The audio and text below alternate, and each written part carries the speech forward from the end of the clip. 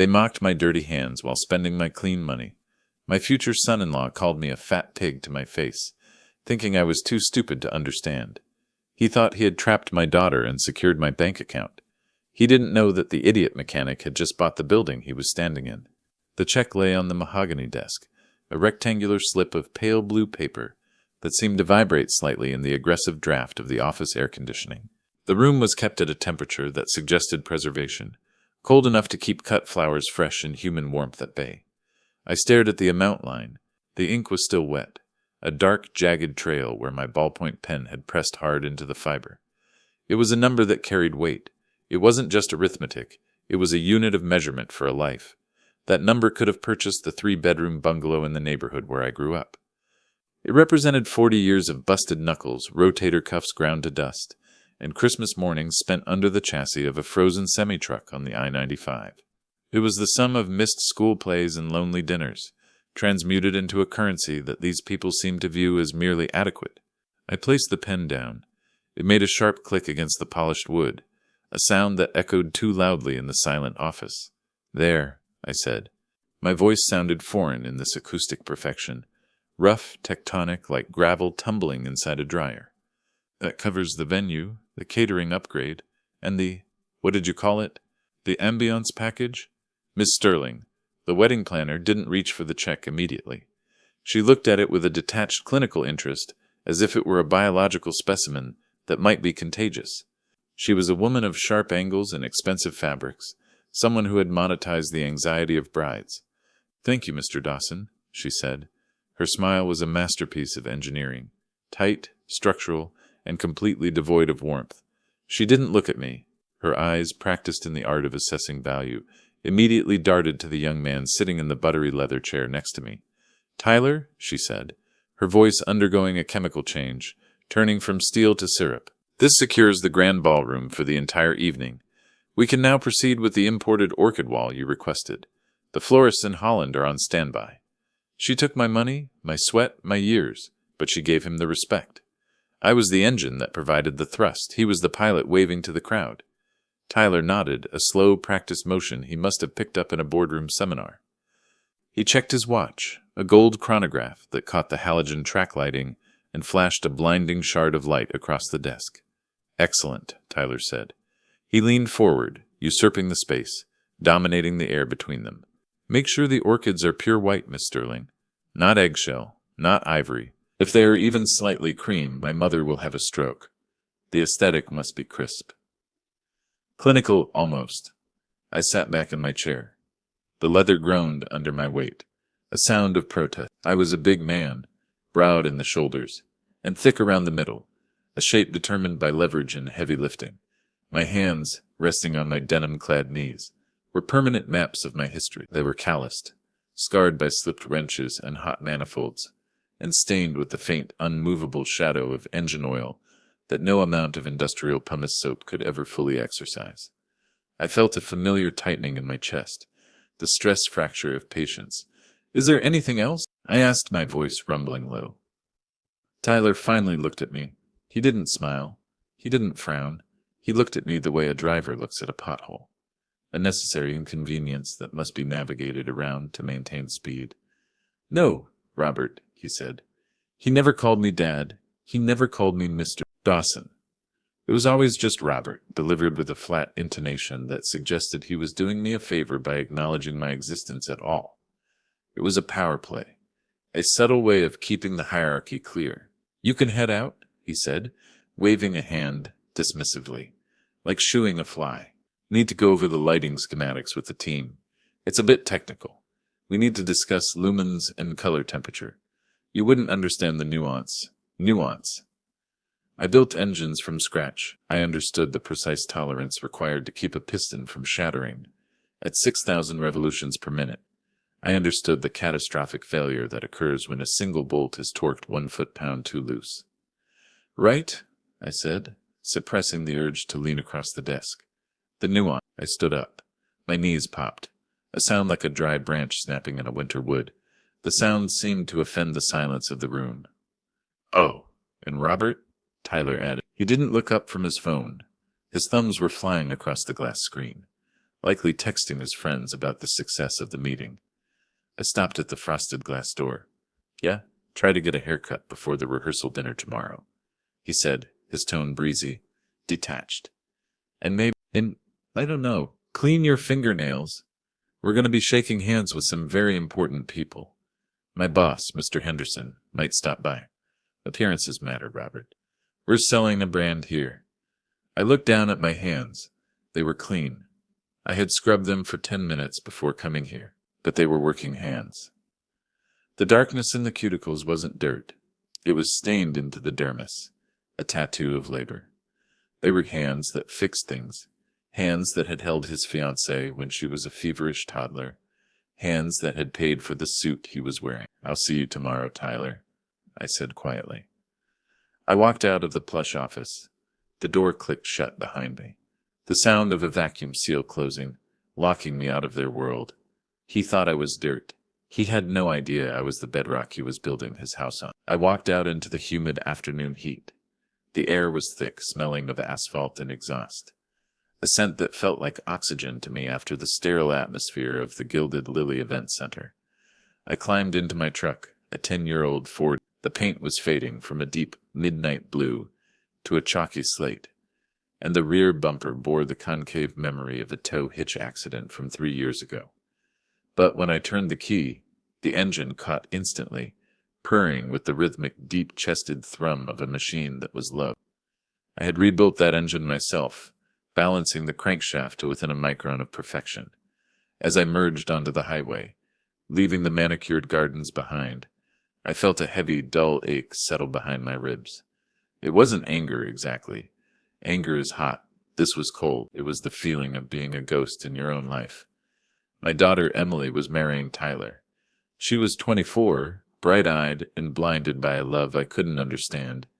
Or maybe she was blinded by the reflection of the lifestyle Tyler promised, a life of clean surfaces and soft hands. Tyler was a junior vice president at Vantage Global, a massive investment firm that moved money around like pieces on a board game. He wore Italian suits that cost more than my first car. He drove a leased German sedan that he couldn't service himself. He spoke in buzzwords: synergy, leverage, bandwidth. To him, I was just a mechanic, a grease monkey, who owned a little shop on the south side of the city, a relic of the old economy. He didn't know. The ignorance was almost impressive in its scope. He didn't know that my little shop was merely the operational headquarters for Dawson Fleet Solutions. He didn't know that I didn't just fix cars. I kept the city moving. I held exclusive maintenance contracts for the municipal bus system, the Metropolitan Police Department, and 3 major interstate logistics lines. He didn't know that since the late 90s I had been living well below my means, funneling every penny of profit into real estate and quiet high-yield tech startups. I understood structure. I understood that if you build a strong foundation, you can stack the weight as high as you want. And he certainly didn't know the secret that was currently burning a hole in my pocket. A folded document that carried more explosive potential than a tank of gasoline. 2 weeks ago, my holding company had quietly, methodically acquired a controlling interest in Vantage Global. I was technically the owner of the desk he sat at. I owned the air conditioning that chilled his office. I owned the lease on his German car. I was the boss of his boss's boss. But I kept it a secret. I kept the silence. I wanted to run a stress test on the materials. I wanted to know if Tyler was a good man. I wanted to see if he loved Emily for the kindness in her heart, or for the utility she provided to his image. So far, the structural integrity was failing. The metal was showing signs of fatigue. I pulled into the bay doors were rolled up, revealing the cavernous, shadow-streaked interior. The sound of pneumatic air wrenches, zip, zip, thud, was a symphony more beautiful to me than any string quartet. I walked into the back office. The air here smelled of stale coffee and hydraulic fluid. Marco was there, hunched over a bank of 3 glowing monitors. Marco was my operations manager and my oldest friend. He was 60, bald as a lug nut, with a scar running down his cheek from a motorcycle accident in '85 that gave him a permanent, skeptical squint. He was the only person on Earth who knew the true scope of the Dawson Empire. He crunched numbers with the same ruthlessness I used to strip gears. "Hey, boss," Marco said. He didn't look up. The blue light of the screens reflected in his glasses. "How was the wedding planner? Did she try to sell you a chocolate fountain? Or perhaps a Dove release?" "Orchid wall," I grunted, dropping my keys on the metal desk. "Cost me 15 grand, Marco whistled. A long descending note. He spun his chair around. "That kid has expensive taste for a guy on a junior salary. 15 grand is half his yearly bonus, if he even hits his targets. Which he hasn't. Tell me about it." I sank into the visitor's chair, rubbing my face. Rocco tapped a stack of papers on his desk, squaring the edges with precise, rhythmic taps. His face, usually animated with cynicism, went flat and serious. "Speaking of salary," Marco said, his voice dropping an octave, "I did that digging you asked for. The forensic audit on the groom." I leaned forward, the exhaustion momentarily replaced by the sharp focus of a predator. I closed the door, muffling the sounds of the shop floor. "Dad." "It's interesting," Marco said. "Tyler makes a decent wage, but not Gold Watch wage, not imported orchids wage, and certainly not first-class honeymoon to Bora Bora wage. So where's the liquidity coming from? Parents?" Marco shook his head. "Parents are leveraged to the hilt. No, I found something else." He handed me a sheet of paper. It was a printout of a spreadsheet, dense with rows and columns. "Credit cards. Leases. But look at highlighted rows." Marco pointed a finger with a missing nail tip at the paper. "I'm seeing some weird transfers. Small amounts. 9,000 here, 8,000 there, always just under the $10,000 reporting limit. Structuring. Moving from where? From Vantage Global vendor accounts," Marco said. "It looks like he's approving invoices for consulting services to a company called Apex Strategies." "And who owns Apex Strategies?" "A shell company," Marco said grimly. "Registered in the Cayman Islands. It's sloppy, Robert. It's the kind of theft you commit when you think no one is watching, or when you think you're smarter than the system. If I can find it in an hour using public records and a back-end pass, the IRS could find it in 5 minutes. I looked at the paper. The numbers blurred slightly. Tyler wasn't just a snob. He wasn't just a narcissist. He was a crook. He was stealing from the very company I now owned. He was stealing from me to pay for the wedding I was also paying for. The audacity was breathtaking. "Keep digging," I said, my voice hardening into cold iron. "I want the paper trail complete. I want to see where every cent went. I want proof, concrete, undeniable proof." Marco nodded slowly. "You got it. But boss, you know what this means.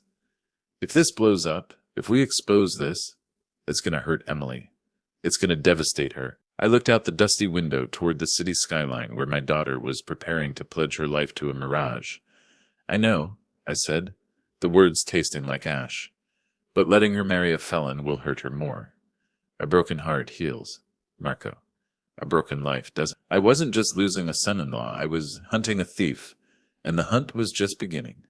The rehearsal dinner was held at Le Zinc, a bistro in the trendy downtown arts district. It was the kind of establishment that prided itself on industrial authenticity, exposed brick walls that had been sandblasted to look older than they were, filament bulbs hanging from fraying wires, and tables made of reclaimed barn wood that snagged the cuffs of expensive shirts. The menu was written on a slate wall in aggressive calligraphy, and a bottle of sparkling water cost more than a gallon of diesel. I arrived 15 minutes early. I always arrived early. In my line of work, on time meant you were already late, and late meant something had broken. I wore my best suit, a navy blue wool number I had purchased from a dedicated tailor, not a department store. It was clean, pressed, and fit my broad frame well enough, though the collar felt like a garrote around my thick neck. I tugged at the tie, feeling the familiar claustrophobia of formal wear. I was a man built for canvas and denim, for steel-toed boots, and breathable cotton. In this silk and wool casing, I felt like a bear trying to pass as a buck. The private room in the back was already buzzing with a low kinetic energy. Tyler's family, the Vanderwoods, were holding court at the center table. They occupied the space with the casual arrogance of people who believe the air conditioning is set specifically for their comfort. Tyler's father, Richard was a man who looked like he had been cured in a tanning bed. His skin was the color of roasted chestnuts, unnaturally smooth and tight across his cheekbones. His mother, Cynthia, was a scaffolding of hairspray and jewelry. She was dripping in pearls, creamy, lustrous strands that rattled like hail against a window pane whenever she threw her head back to Toph. I stood in the doorway for a moment, unannounced and unnoticed. I scanned the room, ignoring the waiters who weaved around me like water flowing around a rock. I was looking for the only thing that mattered. I found her standing near the zinc-topped bar. Emily. She was wearing a simple white cocktail dress that should have made her look radiant. Instead, she looked translucent. The dress hung slightly loose around her shoulders, revealing the sharp architecture of her collarbones. Her posture, usually upright and confident, was curled inward, a protective stance I recognized from accident victims. "Hi, honey," I said, my voice soft, trying not to startle her. She jumped anyway. She spun around, her eyes wide and darting, before they locked onto me. The tension in her shoulders dropped an inch. "Daddy," she breathed. "You made it." She stepped forward and hugged me. I wrapped my arms around her, and my heart sank. She felt fragile, bird-boned. When she was a child, I used to carry her on my shoulders while I mowed the lawn. She had felt solid then, a dense weight of life and energy. Now, she felt like dry leaves. "Are you okay?" I asked, pulling back just enough to steady her face. There were dark smudges under her eyes, expertly concealed with makeup, but visible to a father. "You look exhausted, Aim. Just wedding stress," she whispered, forcing a smile that didn't reach her eye. She glanced over her shoulder at Tyler, who was laughing loudly at the other end of the room. Tyler is very particular about the details. He wants everything perfect for Mr. Henderson tomorrow. "Henderson is coming to the wedding?" I asked, feigning ignorance. "Yes," she said, her voice dropping to a frantic hush. "Tyler says if he impresses Mr. Henderson, he is a lock for the senior director promotion. It means everything to him, Dad. The invite list, the seating, the flowers. It's all a performance for Henderson.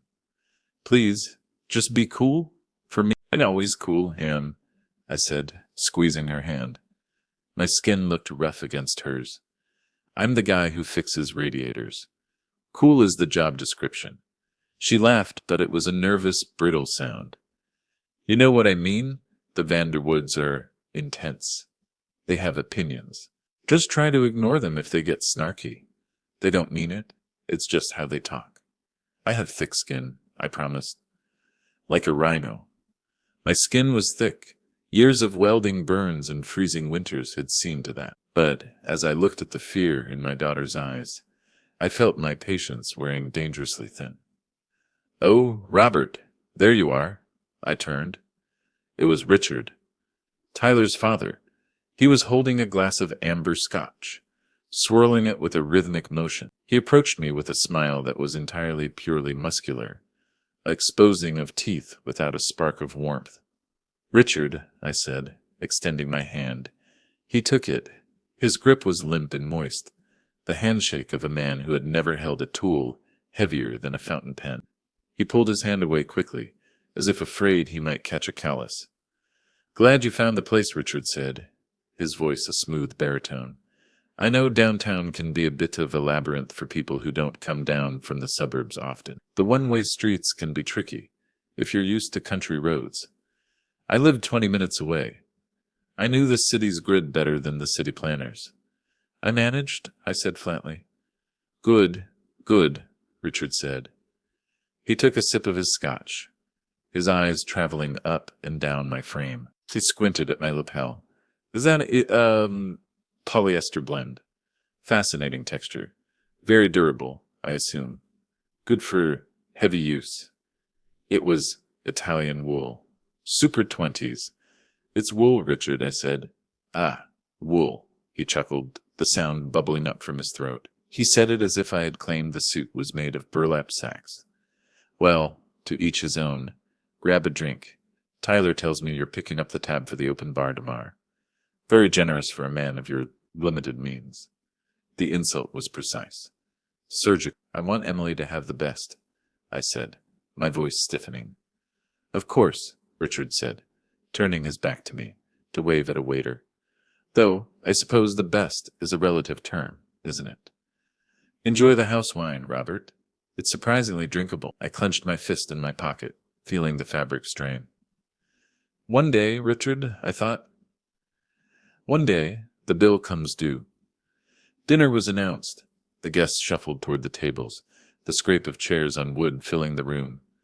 I looked for my seat, I assumed. As the father of the bride, the man paying for the venue, the food, and the liquor, I would be at the head table, or at least, table 1, flanking the couple with the in-laws. I walked past table 1. Richard and Cynthia were already seated, laughing with Tyler and Emily. There was no empty chair. I walked past table 2, Tyler's college friends. I walked past table 3, business associates. I kept walking, drifting further and further from the center of gravity. I found my name card at table. It was in the far corner, tucked aggressively into the shadows next to the swinging double doors of the kitchen. Every time, a waiter bustled out with a tray of appetizers, a blast of steam, the smell of garlic, and the harsh clatter of dropped pans hit me in the face. I wasn't seated with family. I wasn't even seated with friends. I was seated with a couple of Emily's distant cousins, teenagers who were glued to their phones, and the wedding photographer's assistant, a bored-looking guy, chewing gum. I stared at the name card. Robert. Just Robert. Not father of the bride. Not Mr. Dawson. I sat down. The chair wobbled. I unfolded the stiff linen napkin and placed it over my lap, feeling a cold, silent fury rising in my gut like rising damp. A waiter rushed by, balancing a heavy tray of soup bowls. In his haste to clear the swinging door, he checked me with his hip. The tray wobbled. A splash of hot butternut squash soup landed on my sleeve. "Watch it," the waiter muttered, steadying the tray. He didn't look at me. He didn't apologize. He kept moving toward the important tables. "Excuse me," I said, brushing the orange stain.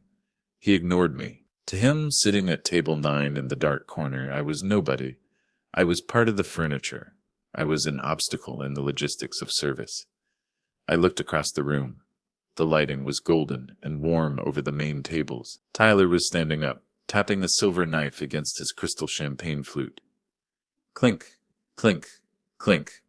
The sound cut through the chatter. Speech! Speech! His frat brothers at table 2 chanted, pumping their fists. Tyler buttoned his jacket. He looked perfect. The lighting caught the gel in his hair. He looked like a trophy. "Thank you all for coming," Tyler began. His voice was projected, trained. He held the room's attention with the ease of a sociopath. "Tonight is about family. It's about legacy. It's about the merging of worlds." He raised his glass to his parents, to Mom and Dad, Richard and Cynthia. "Thank you for teaching me what true class looks like. Thank you for showing me that excellence is not an act, but a habit." Applause. Cynthia dabbed a dry eye with a napkin. "And to Emily," he said, turning his smile on my daughter. "My rock, my better half." He paused for effect. The room was silent. And finally, Tyler said, his eyes scanning the room. He skipped over the business partners. He skipped over the bridesmaids. His eyes landed on the dark corner near the kitchen door. "To Robert," he said. The room turned to look at me. I sat still, my hands folded on the table. For showing up." Tyler laughed. It was a scoffing sound. "Let's hear it for Robert, everyone. He might not know the difference between a Pinot Noir and a Pepsi, but he writes a check that clears." Eventually, the room erupted in laughter. It wasn't a warm, familial laugh. It was a jagged, ugly thing. It was the laughter of the in-crowd mocking the outsider. I saw Emily look down at her plate. Her shoulders hunched. She didn't defend me. She didn't look at Tyler with anger.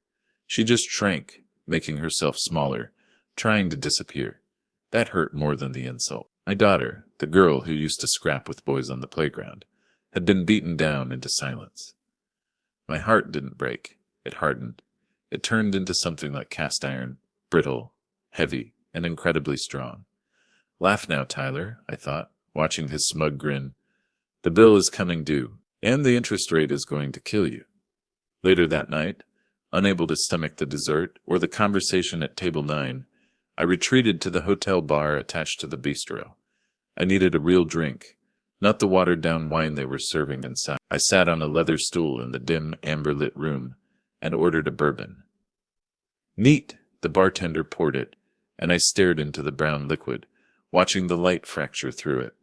"You're the father," a voice said. I looked to my left. A woman sat 2 stools away. She was typing furiously on a smartphone, the light from the screen illuminating a tired, sharp face. She looked about 30, with dark hair cut in a severe bob. She wore a business suit that had seen better days, frayed at the cuffs, slightly wrinkled. She had a nervous habit of twisting a silver ring on her pinky finger. Twist, pull, release. Twist, pull, release. I said, taking a sip of the bourbon. The burn was welcome. "Good luck," she muttered, not looking up from her phone. I turned on my stool. "Excuse me?" She finally looked at me. Her eyes were dark, ringed with the shadows of insomnia. She looked like someone who had seen the machinery behind the curtain and didn't like how the gears turned. "The groom," she said. "Tyler. He's a piece of work. I used to be his executive assistant." Keyword, used to. The air between us shifted. The casual bar chatter evaporated, replaced by the tension of a confession. "He seems particular," I said, testing the waters. "Particular?" She let out a dry, humorless laugh. "He's a fraud, a hollow shell with a nice haircut." She took a long pull of her vodka tonic. "He expenses everything." "This wedding?" I processed the preliminary invoices before he let me go. "I bet half of this, the flowers, the venue, the consulting fees, is sitting on the company Amex listed as client development or strategic offsites." My pulse quickened. It was exactly what Marco had found. But hearing it from a human source, a witness, made it real. It wasn't just data points anymore, it was behavior. "Why tell me?" I asked, leaning in. "You don't know me." Chloe looked at my hands, the grease-stained cuticles, the scars. Then she looked at my face, reading the lines of worry. "Because you look like a decent guy," she said. "You look like you actually worked for your money. And because he fired me away this week for correcting a spelling error in a report going to the board, he screamed at me for 10 minutes, called me incompetent." She stood up, tossing a $20 bill on the bar. She grabbed her purse, her movements jerky and anxious. "Watch your wallet around him," she said, leaning close, her voice a whisper. "But more importantly, watch your daughter. He doesn't love people. He acquires them. He puts them on a shelf to make himself look taller." She started to walk away, then stopped. "My name is Chloe. If you ever need someone to testify to HR, you know where to find me." She disappeared into the night. The warning hung in the air like cigar smoke. "He acquires them." I finished my bourbon in one swallow. It didn't warm me. I felt a cold resolve settling in my marrow.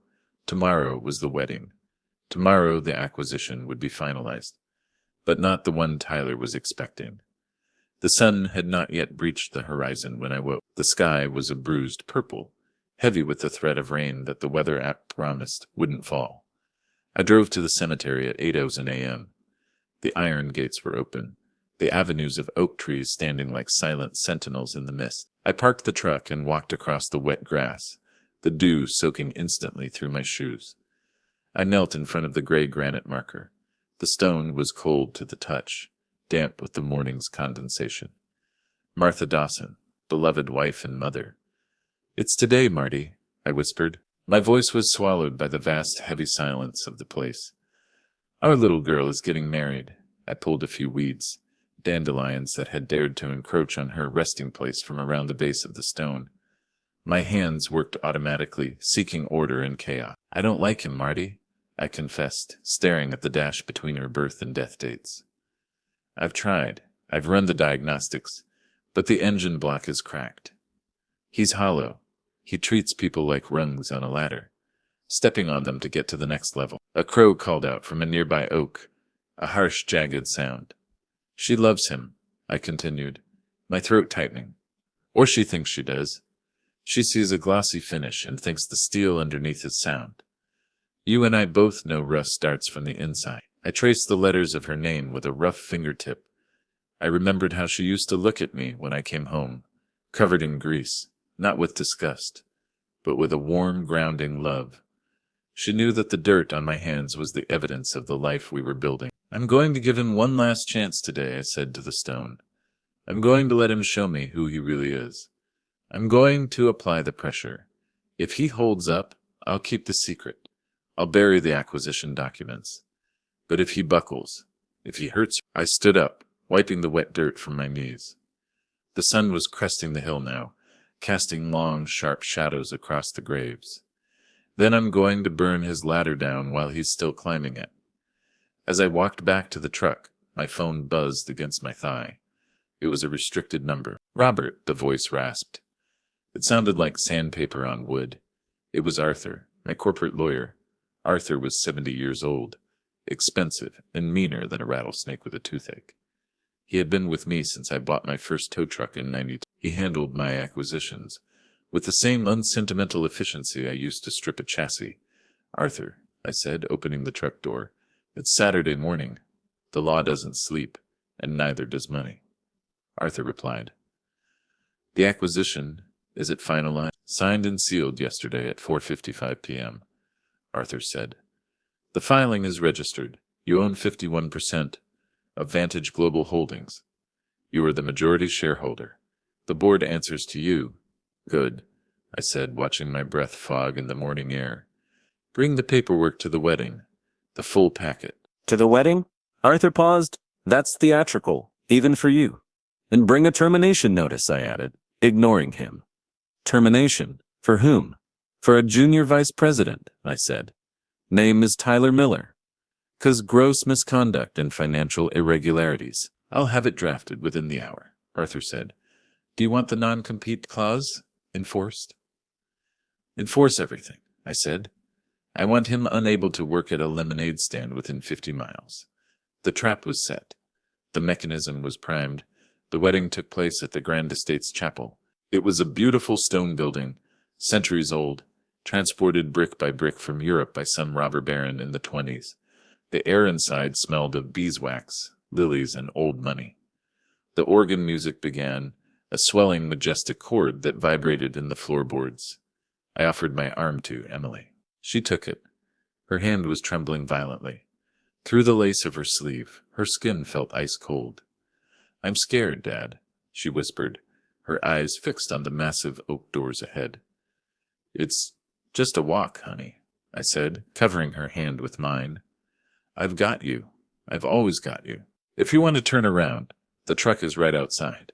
Full tank of gas." She looked at me, a flicker of temptation in her eyes.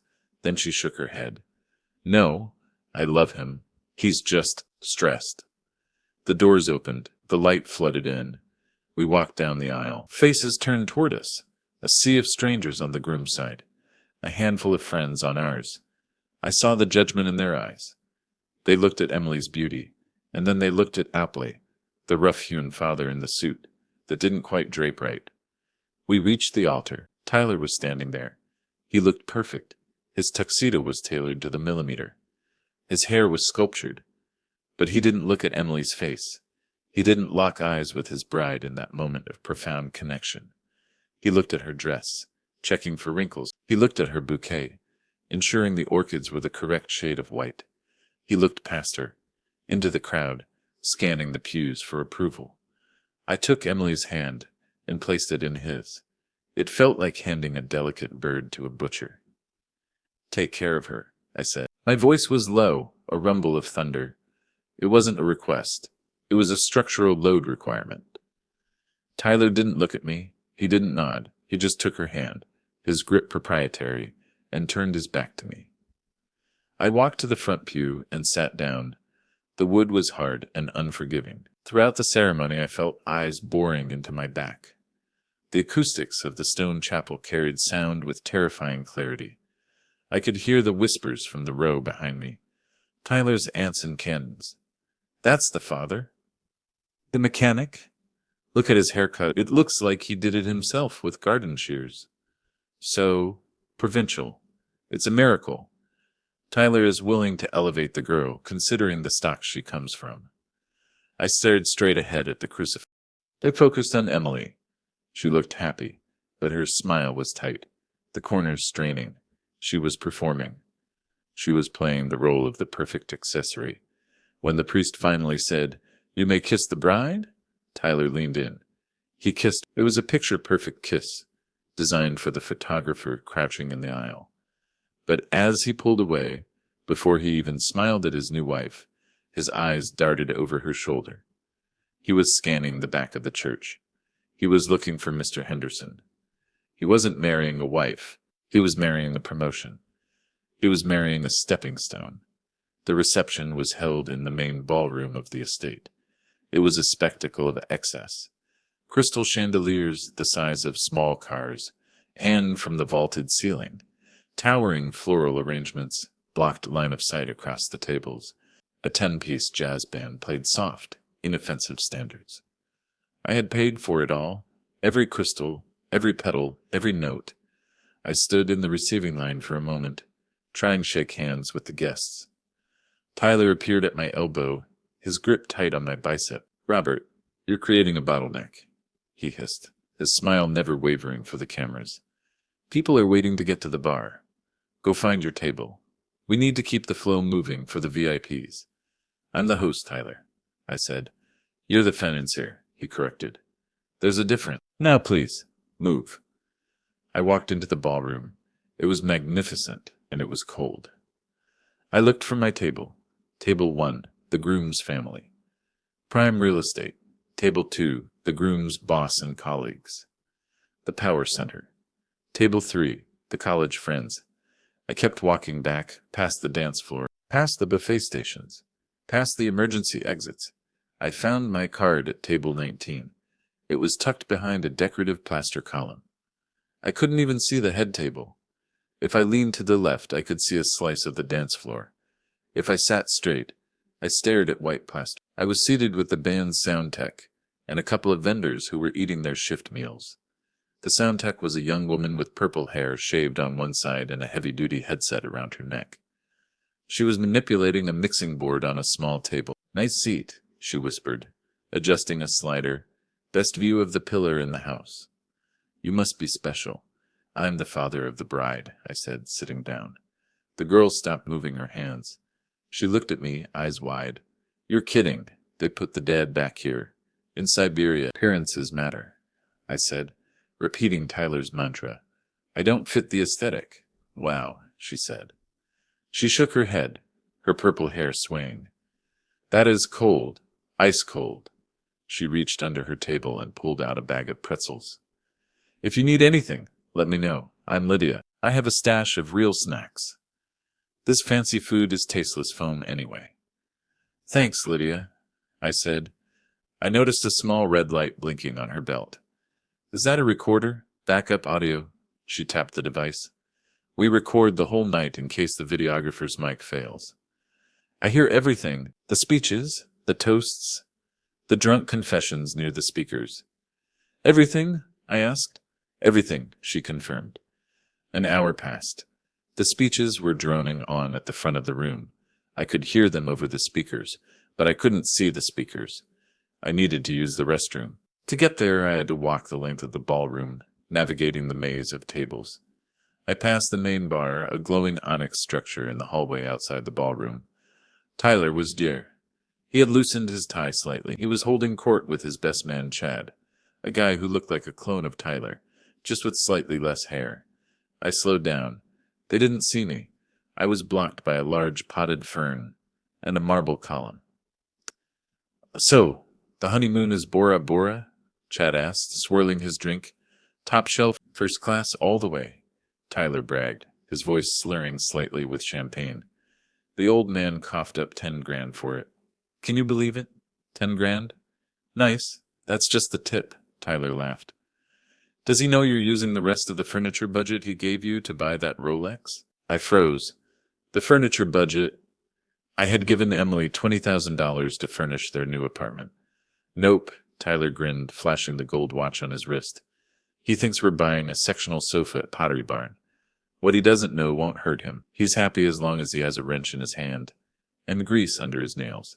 I stood there, the blood roaring in my ears like a jet engine. He's a simpleton, Tyler continued, leaning in. I mean, look at him. He lumbers around like a bear in a suit. It's embarrassing. I can't wait until the promotion comes through with Henderson. We're going to move to the coast, Seattle, or maybe San Francisco.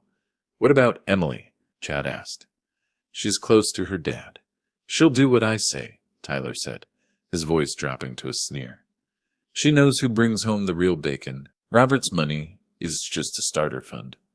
Seed capital. Once I'm director, we cut the cord. I don't want him dropping by unannounced in that dirty truck, dragging down my property value. Cut him off completely.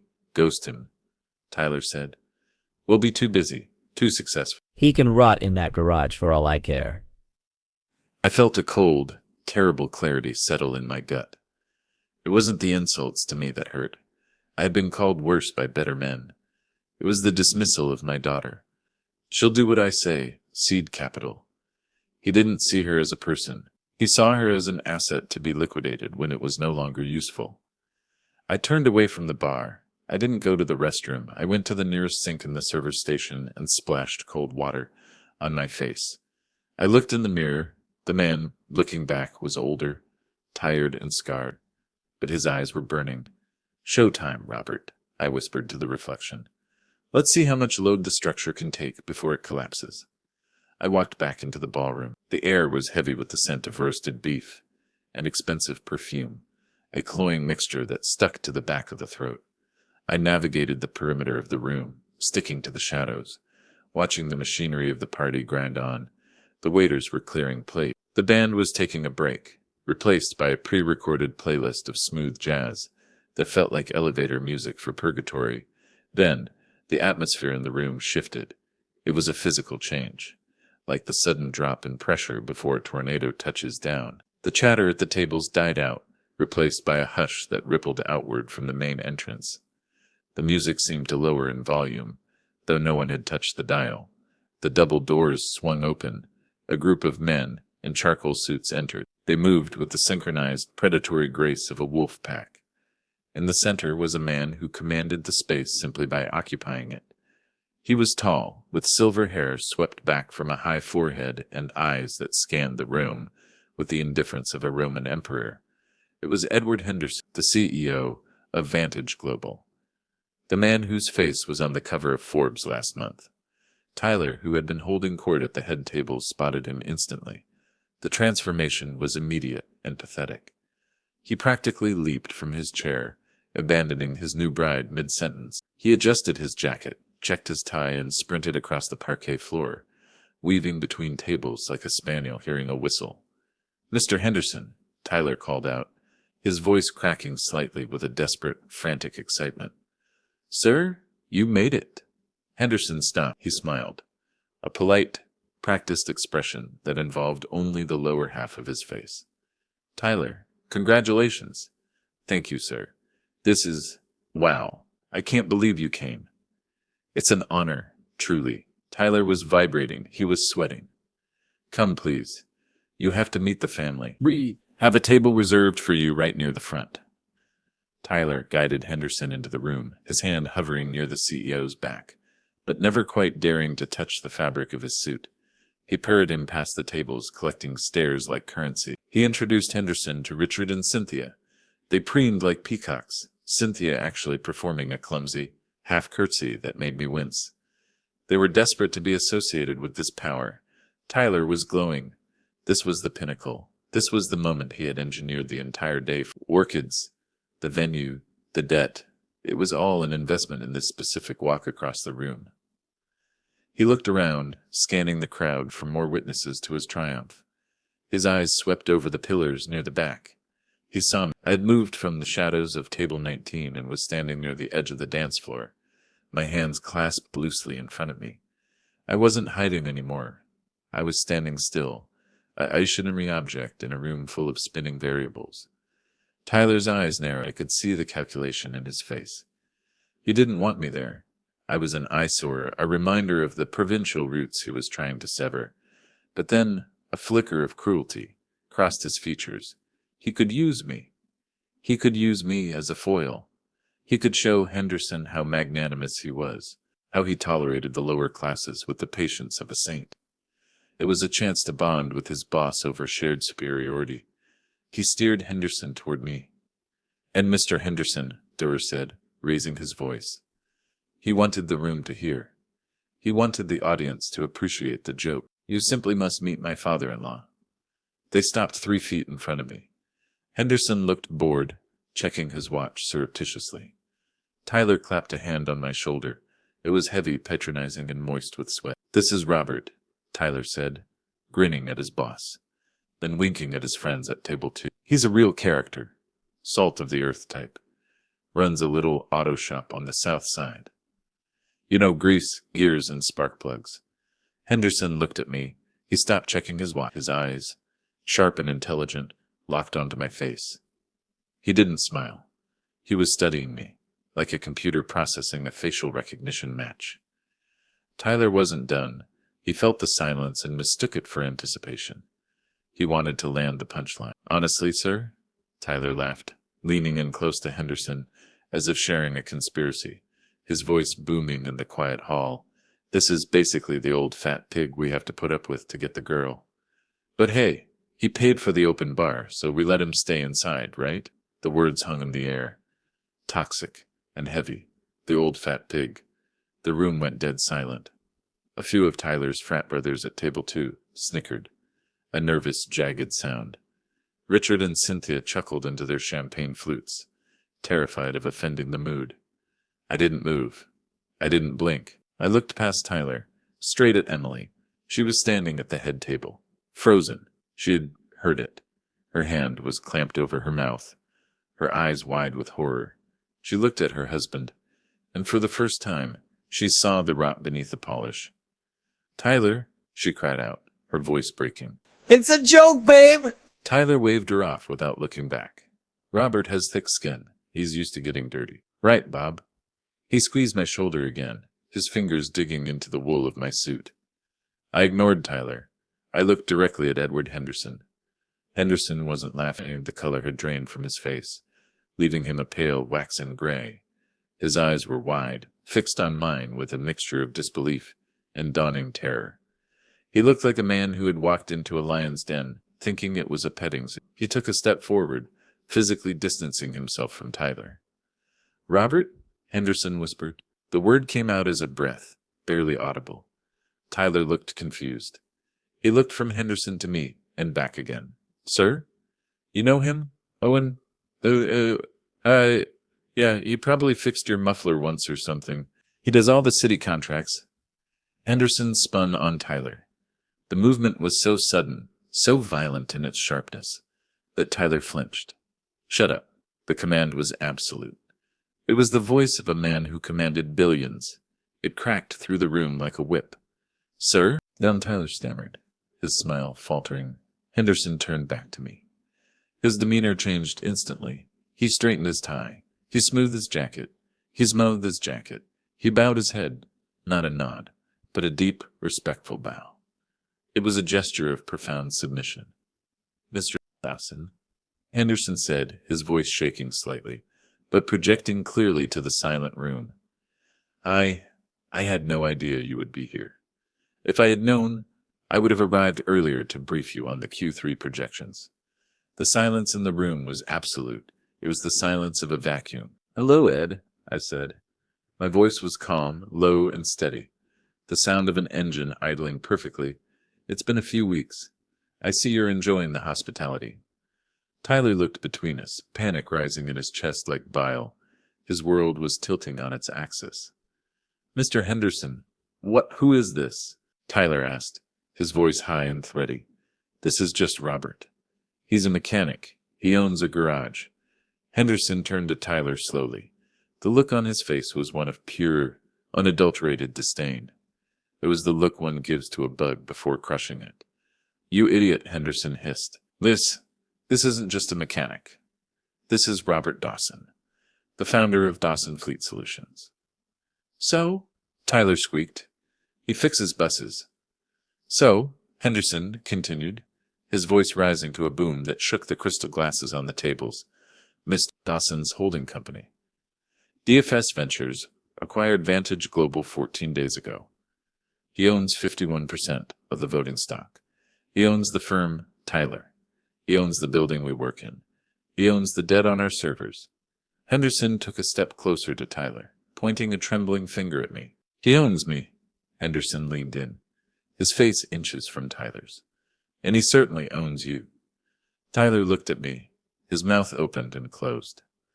A fish gasping on a dock. He looked at his parents, who were clutching their pearls, their tanned faces, draining of color. He looked at his friends, who were suddenly very interested in the tablecloths. You're a billionaire? Tyler whispered. The word felt obscene in his mouth. I do okay, I said. I stepped forward. The movement was small, but the crowd parted instinctively, creating a wide circle around us. The old fat pig was gone. In his place was the lion, the apex predator who had built an empire with his bare hands.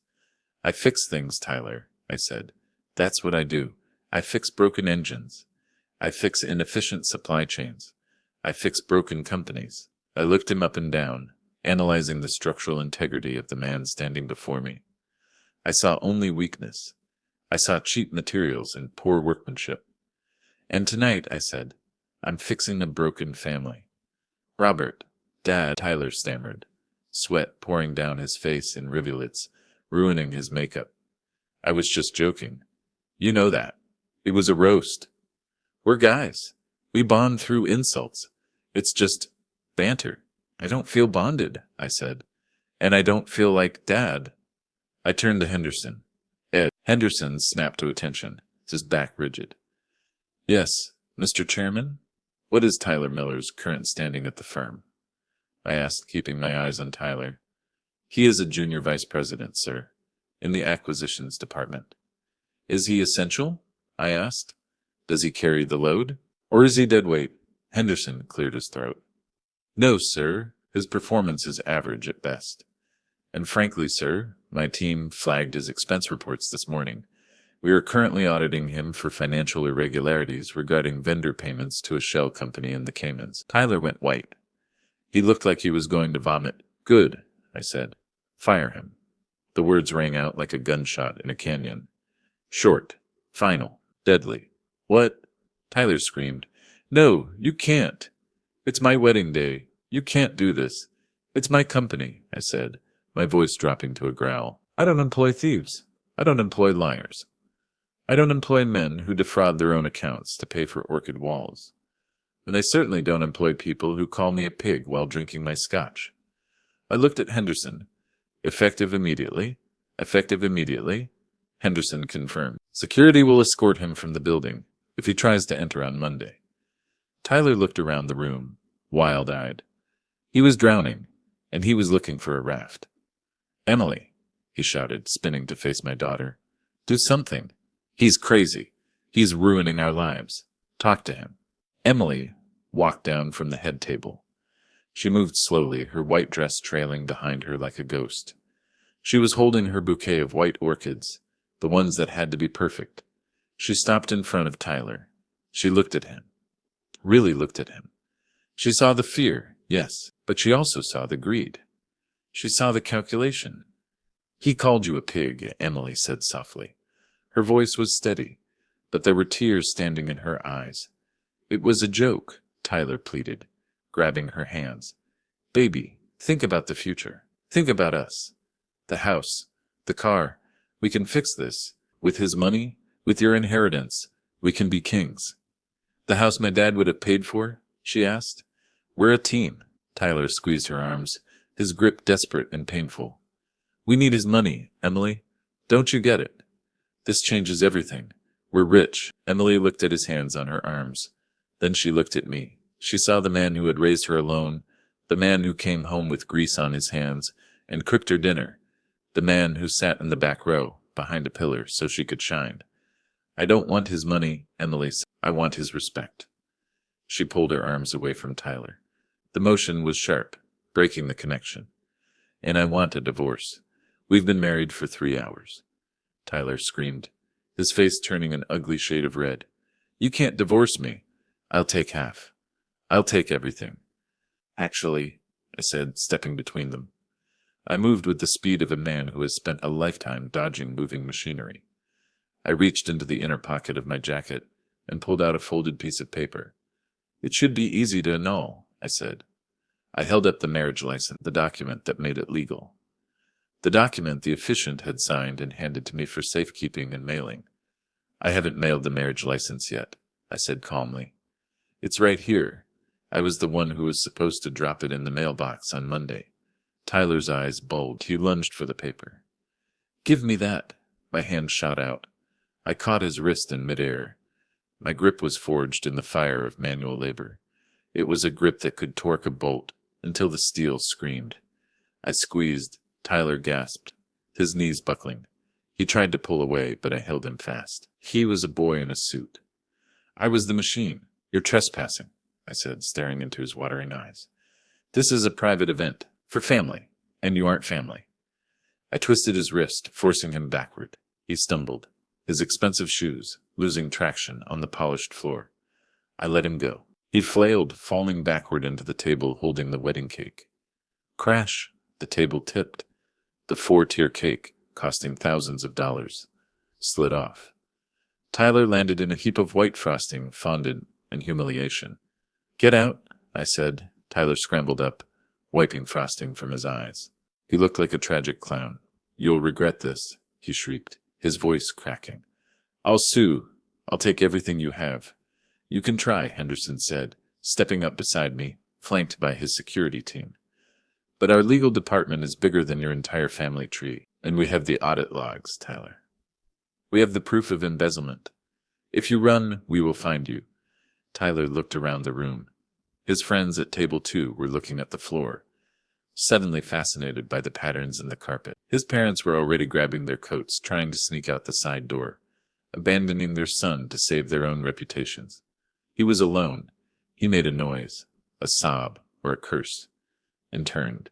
He ran out of the ballroom, trailing white frosting and shame, the sound of his footsteps echoing in the silence he had created. The silence that followed Tyler's exit was heavier than the silence that had preceded it. It was the silence of a vacuum, the air sucked out of the room by the sheer violence of the revelation. The jazz band had stopped playing. The waiters stood frozen, trays of filet mignon hovering in midair. The guests, the cousins, the college friends, the distant relatives who had whispered about my suit, stared at the frosting smeared on the parquet floor. Then at me. I stood amidst the wreckage of the cake, breathing hard. The adrenaline that had fueled the confrontation was beginning to recede, leaving behind a deep, aching exhaustion in my bones. Then the sound came, a small, hitched breath. I turned. Emily was trembling. She wasn't crying yet. She was vibrating with the aftershocks of trauma. She looked at the empty doorway where her husband had just fled, then down at her hands, which were still clutching the bouquet of white orchids.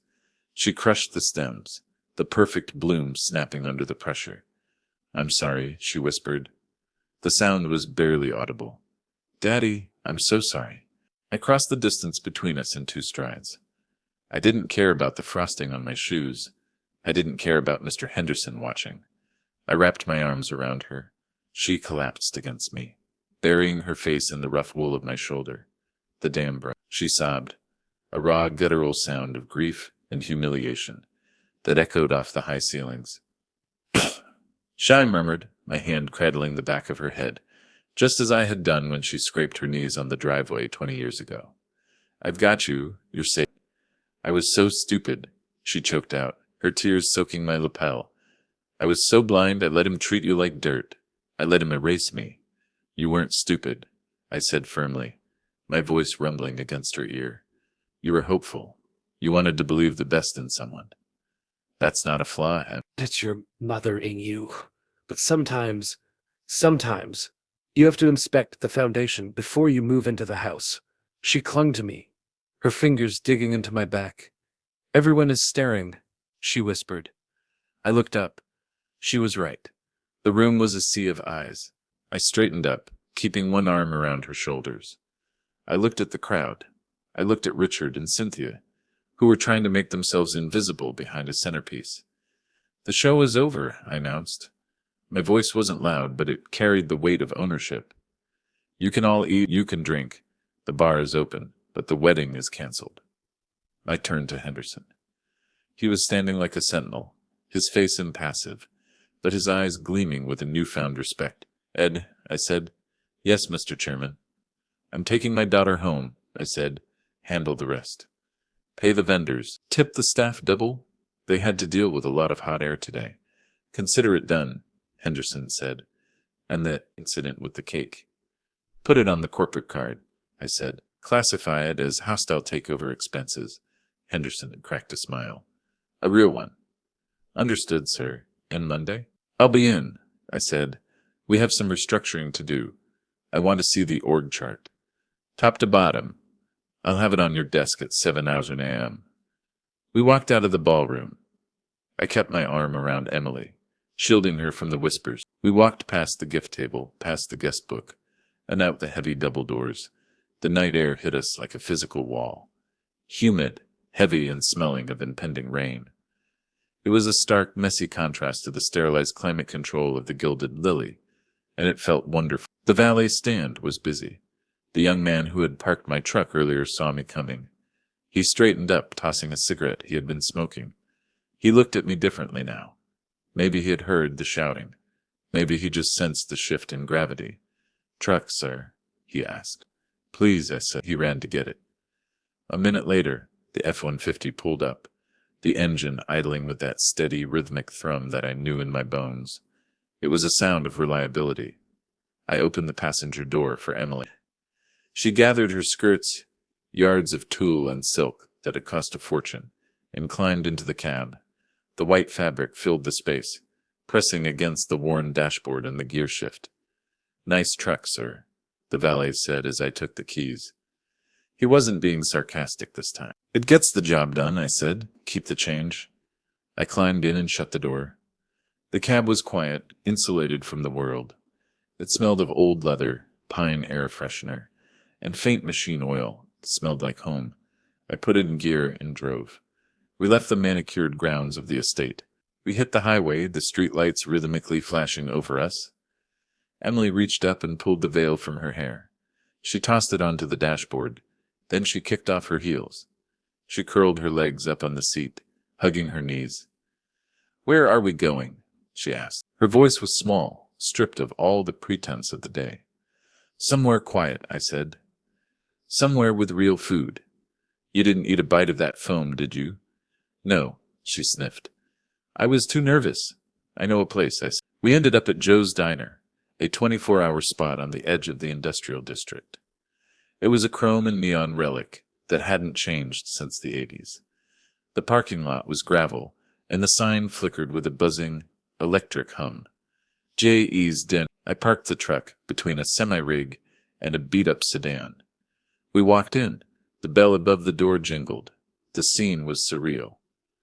I was in a bespoke tuxedo, stained with sweat and frosting. Emily was in a $5,000 wedding dress.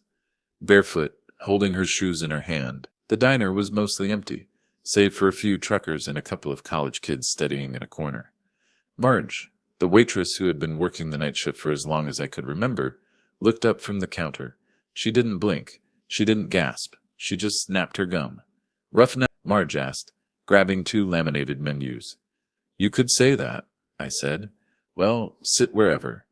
The booth in the back has a wobbly leg, so watch your coffee. We slid into a booth near the window. The red vinyl was cracked and taped over with duct tape. The table was sticky with the ghost of syrup. 2 cheeseburgers, I said, without opening the menu. Greasy, extra onions, fries, and 2 chocolate shakes, malted. Coming up, Marge said, scribbling on her pad. You want whiskey in that shake, honey? She asked Emily. Emily managed a weak, watery smile. Just the chocolate is fine. Thank you. We sat in silence for a long time. I watched the headlights of cars passing on the highway. Emily traced the pattern of the Formica table with a bare finger. Dad? Yeah, honey. Are you really wealthy? She asked the question tentatively, as if afraid the answer might change who I was. I sighed, leaning back against the vinyl. Yes, I am. How? Compound interest and dirty hands, I said. I bought the fleet contracts when the city was broke in the 90s. I bought real estate when the market crashed in '08. I invested in companies that make things people actually need. Bolts, bearings, software for logistics. I didn't buy flash. I bought structure. Why didn't you tell me? She asked. Her eyes searched mine. All these years, we lived in the bungalow. I drove a used Honda. You drive this truck. Because I wanted you to know how to build a life, not just buy one, I said. I reached across the table and took her hand, and because I was afraid. Afraid of what? Afraid of exactly what happened today. I admitted, money changes people. They do. It acts like rust. It eats away at the parts of you that matter if you don't coat them in something stronger. I was afraid you'd end up like Tyler, thinking that your value was tied to a number in a bank account, thinking that a suit matters more than a soul. She looked down at our joined hands. Mine were rough, scarred, and strong. Hers were smooth. I almost did, she whispered. I almost became that person. I was so impressed by his job title, by the car. I thought that was what success looked like. Success is sleeping soundly at night, I said. Success is knowing that if the engine breaks, you know how to fix it. I don't care about the money, she said fiercely, looking up. I really don't. I just want my dad back. The one who taught me how to change a tire. The one who fixes things. I'm right here, I said. I never left. I was just undercover. Marge arrived with the food. The burgers were wrapped in wax paper, steaming and smelling of grilled onions and salvation. The milkshakes were thick and topped with whipped cream. Emily picked up her burger. She took a massive bite, closing her eyes. A drop of grease ran down her chin. She didn't wipe it away with a linen napkin. She licked it off. She laughed. It was a real laugh this time, deep, uninhibited, and slightly hysterical. To the old fat pig, Emily said, raising her milkshake glass. I smiled, a genuine smile that cracked the tension of the last 48 hours. I raised my glass. To the pig, I said. We clinked the thick glass mugs together. Thunk, outside. The city lights twinkled in the distance. Somewhere in a high-rise, Tyler was likely packing his bags, terrifyingly aware that his golden parachute had been shredded. He was facing a future of lawsuits and mediocrity. But in that booth, with ketchup on our chins, and the hum of the neon sign buzzing like a lullaby, we were the richest people in the world. We had the only capital that truly mattered. Loyalty, truth, and each other. Justice isn't always loud, but when it hits, it echoes. If you enjoyed this story of a quiet man bringing down a loud world, please like and subscribe. We're building a community here for people who know the value of what lies beneath the surface. Stick around. I have more stories to tell, and the next one is just around the corner.